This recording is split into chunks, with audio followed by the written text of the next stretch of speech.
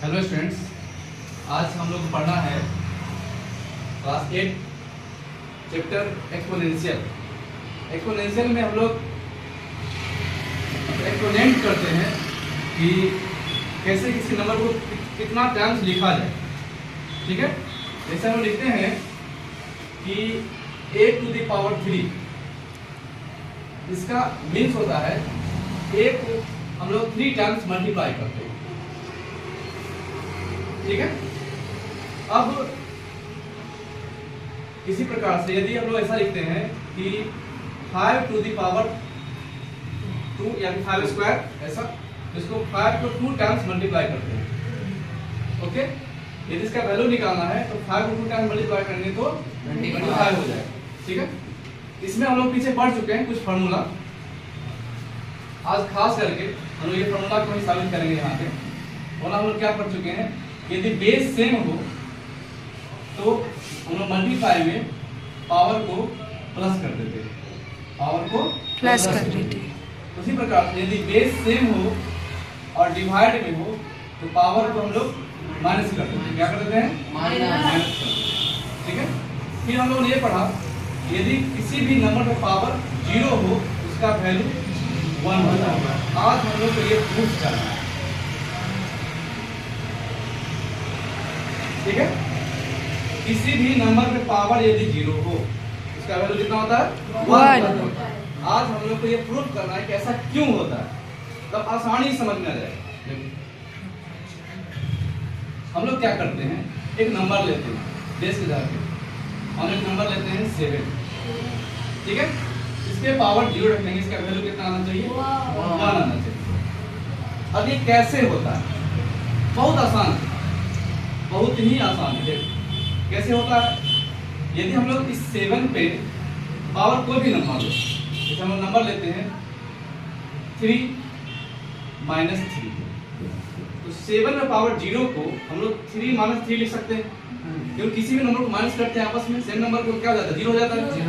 ठीक है, यानी हम लोग ऐसा लिख सकते हैं 7 पावर 0 इक्वल 7 पे पावर 3 - 3।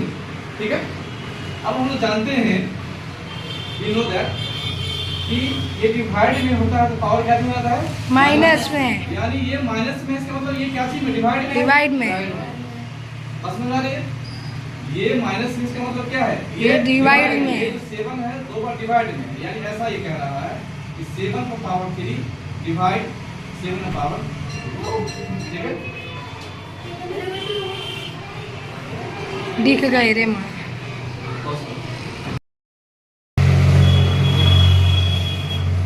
आज ये सीखना है कि किसी भी नंबर पावर 0 हो उसका वैल्यू 1 क्यों होता है, कैसे होता है। ठीक है, तो हम इसे ऐसे लिख सकते हैं कि 7 पावर 3 - 3 0 बदले में। ठीक है, तो ये माइनस में, इसका मतलब क्या है? ये पहले डिवाइड में था, फिर आया माइनस में, तो इस यहाँ पे देखो माइनस में, डिवाइड में तो माइनस में। हम लोग क्या लाए इसमें? डिवाइड में लाए। किसमें लाए इसको? डिवाइड में। अब डिवाइड का मतलब क्या होता है? 7 पावर 3 अपॉन 7 पावर 3, इसका मीन्स ये होता है। ठीक है, ये दोनों आपस में सेम हो गए, कैंसिल हो जाते हैं, तो क्या आते हैं? 1। ऐसा हो गया। ठीक है, इस तरह से हम ये कोई भी नंबर ऐसा ले लो ना, मान लो कि हम ऐसा लेते हैं 1000, कितनी बड़ी नंबर हो पावर 0 रख देंगे, इसका वैल्यू 1 ही आएगा।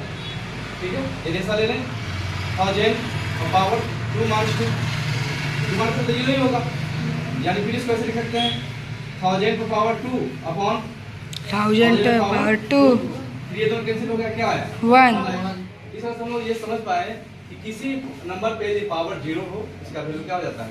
1। और ये कैसे होता है ये समझ। ठीक है, अब हम लोग ये समझेंगे, एक फॉर्मूला है यहाँ पे कि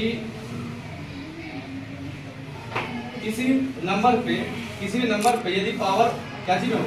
माइनस में हो, तो वो अपॉन में कर देते हैं तो पावर क्या हो जाता है?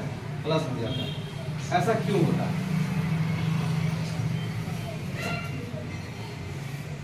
ठीक है, एक नंबर हम लेते हैं 5 पावर -2। ठीक है, ये इसको हम ऐसे लिख सकते हैं क्या, 5 पे पावर 1 माइनस 3 माइनस 2 को 1 और 3 लिखा जा सकता है ना, ठीक है।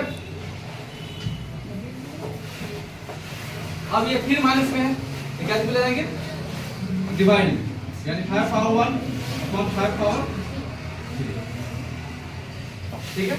अब इसको कैसे लिख सकते हैं, 5, हाँ 1 पावर 1 है तो 1 ही बार लिखाएगा, और ये 3 टाइम्स, ठीक है।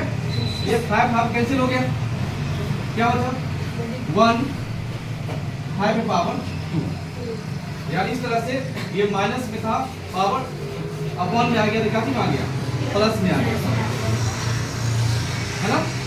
इस तरह से हम लोग ये दो आज हम लोग प्रूफ किए हैं कि एक पावर 0 किसी नंबर पावर 0 का वैल्यू 1 हो जाएगा, और किसी नंबर पे यदि पावर माइनस में हो तो उसको जब अपॉन में ले जाएंगे तो प्लस में हो जाएगा, पावर प्लस में हो जाएगा, ठीक है। Thank you, that's all.